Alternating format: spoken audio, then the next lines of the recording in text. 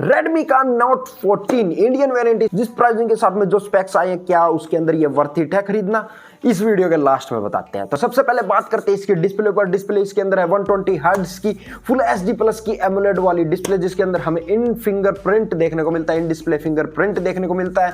और इसी के साथ साथ परफॉर्मेंस के अंदर कंपनी दी गई है मीडियाटेक का डायमेंसिटी 7025 वाला प्रोसेसर है।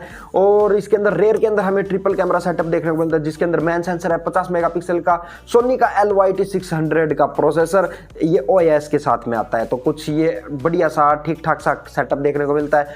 फ्रंट के अंदर हमें 20 मेगापिक्सल की सेल्फी देखने को मिलती है और उसी के साथ साथ में 5100 mAh की बैटरी, 45 वोल्ट का फास्ट चार्जिंग भी हमें इसके अंदर देखने को मिलती है।